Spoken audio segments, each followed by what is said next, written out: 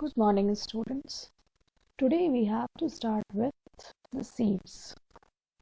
So, we have already discussed about the flowers, and flowers are the reproductive parts of the plant. And why they are reproductive parts of the plant? Because they bear the male gamete and the female gamete.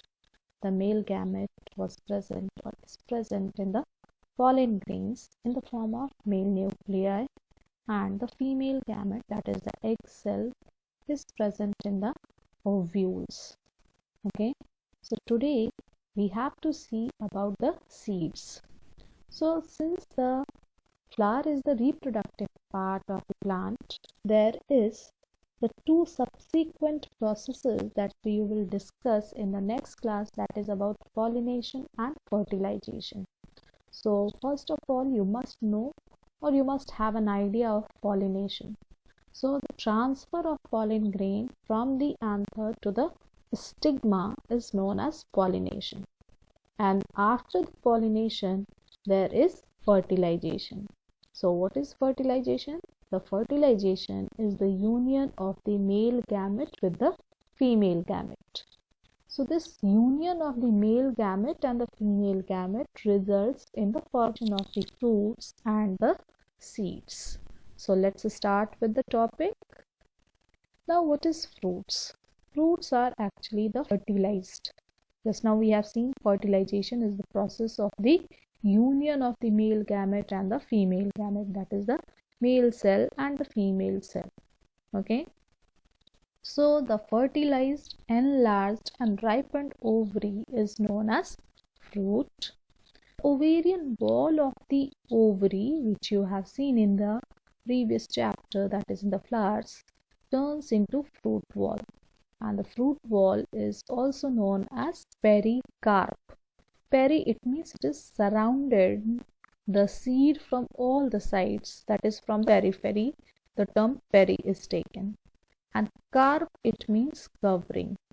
So this pericarp has three layers in the form of epicarp, mesocarp and endocarp. The fruit or the fruit wall, that is these layers, is protecting the seeds and helps in the process of seed dispersal. So this pericarp will protect the seed because it is forming the outer layer of the seed or covering of the seed, and it also helps in seed dispersal because we eat the fruit or the fruit wall, and while we or the other animals eat the fruit or the fruit wall, they throw the seeds at some other place. In this way, this fruit or the fruit wall not only protects the seed, but it also helps in the seed dispersal. Okay. Here you are observing this pericarp is divided into three layers, that is epicarp, mesocarp and endocarp. Epi, it means outermost, meso, it means middle, endo, it means innermost. So the outermost layer is epicarp, the middle layer of the fruit wall is known as mesocarp, and the innermost layer of the fruit layer is known as, or fruit wall is known as, endocarp. In certain fruits, all these layers are edible. In certain fruits, only mesocarp is edible. Like in mango, we eat mesocarp and we throw out the epicarp and the endocarp. And the stony structure in the mango is the endocarp, and inside that stony structure there is seed. So now you can understand the seed is being protected by the fruit wall, and this fruit wall also helps in seed dispersal.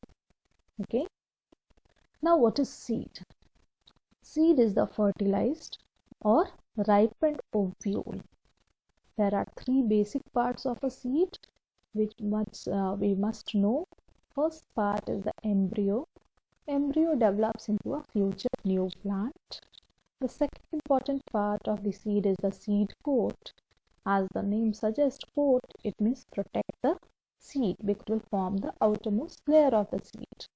And the third important part of the seed is the reserve food. The seed must have the reserve food because an embryo is inside it and seed cannot perform the process of photosynthesis. So that is why this reserve food will provide nutrition to the growing embryo inside the seed. So the reserve food in the seed will be in two forms, either in the form of endosperm or in the form of cotyledon.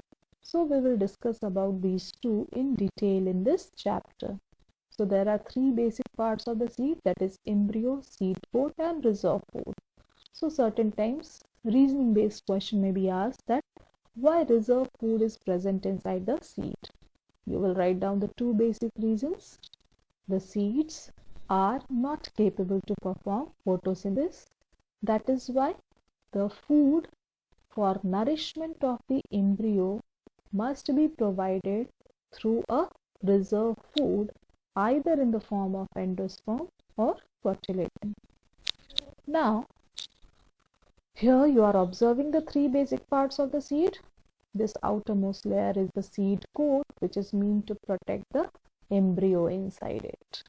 Okay, embryo will develop into a future new plant, and the rest part of the seed is covered with stored food in the form of endosperm or in the form of cotyledon.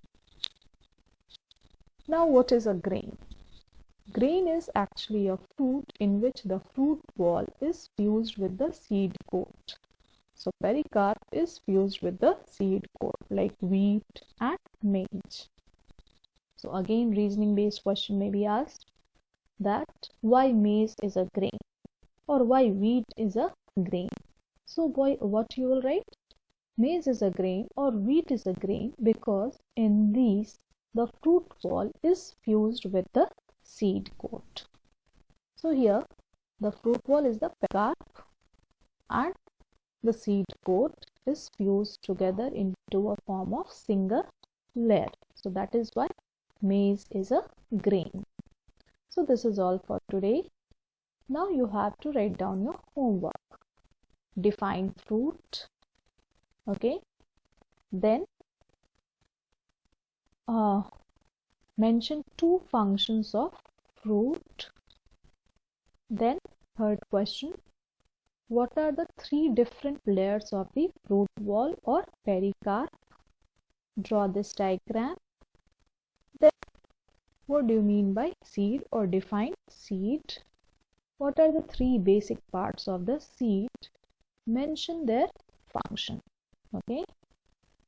Then draw this structure again. Then why maize is a grain? Okay.